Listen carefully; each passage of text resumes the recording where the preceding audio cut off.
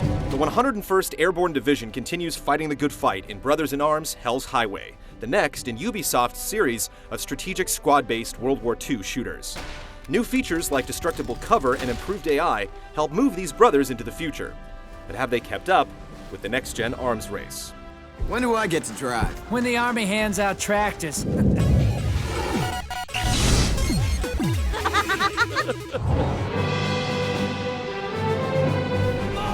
In the newest Brothers in Arms, the path in front of you is Hell's Highway. The historical backdrop is Operation Market Garden, an ambitious but ultimately flawed plan to cross the Rhine and plunge into the heart of Germany. You're given the role of Matt Baker in order to lead a recon squad on the front lines of the operation. You'll need to have played the earlier games to get the full impact of the story. Still haunted by the deaths of comrades from past games, Baker presents the player with a troubled, reflective story that seeps into the gameplay experience as well as the cutscenes. Well-delivered lines and a serious, respectful tone give the storytelling some actual gravity, and you're likely to get something out of it. This is pretty rare in the medium.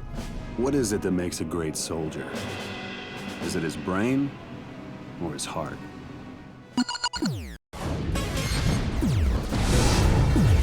Sir, Jasper, bring out the bazooka! Frankie!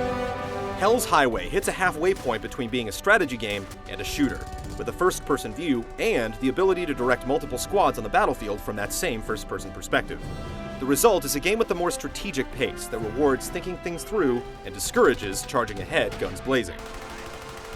Circles appear over enemies, changing from red to gray as they take fire from your squads. A full gray circle means an enemy has been suppressed and it's safe to move, while a full red circle means the enemy is ready for you to stick your head out so they can blow it off. Paying attention to this system is important, and the overall design emphasizes the need to suppress and then flank your enemies, but crack shots are still able to drop enemies with headshots. The game actually describes each firefight as a combat puzzle, turning each one into basically a set challenge you have to overcome before moving on to the next. You have some degree of freedom in how you take on each battle, but for the most part, it's a linear experience with set enemy positions and cramped areas. At set points, the game breaks off into solo play, isolating you from your squads for a more traditional experience, sniper sequence, or tank power trip. While different, these sequences aren't as well executed as the core gameplay.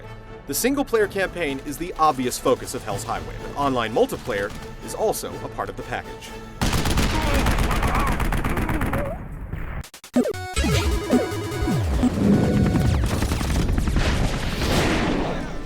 Dawson, move to that position!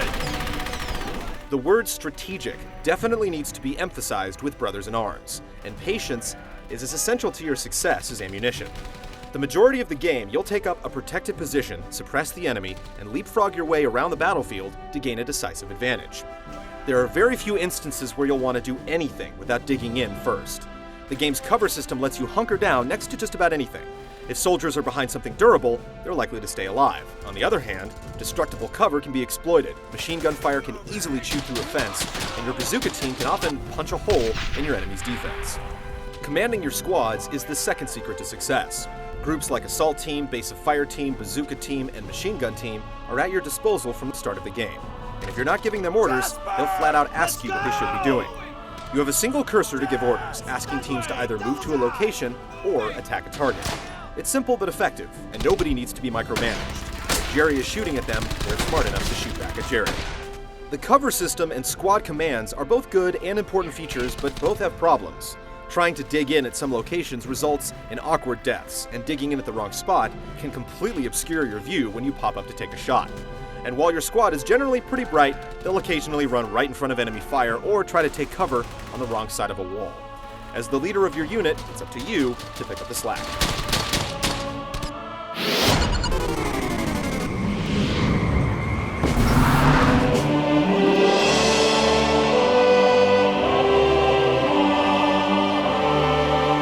Hell's Highway goes for realism in both its graphics and its storyline and comes up with fairly impressive results. The environments and characters fall well short of photorealism, and there are noticeable performance hitches during cutscenes, but the animation and level of detail are convincing enough. While lacking in real standout visual effects, the game uses a graphic kill cam to good effect, showing headshots and explosions in gratuitous slow motion. The road to hell does sound ferocious thanks to a very strong sound design, Gunshots and explosions pack a real punch, and combat dialogue from your squad modulates from whispers to screams, depending on the situation. Quick, get over there! The Germans don't match your level of camaraderie, instead screaming intermittently with unpleasant voices, but at least they do it in German and not corny accented English. Feuer weiter! Ich lade da! Heilung, verstanden? When music comes into play, it's with an appropriate mix of emotion and bravado.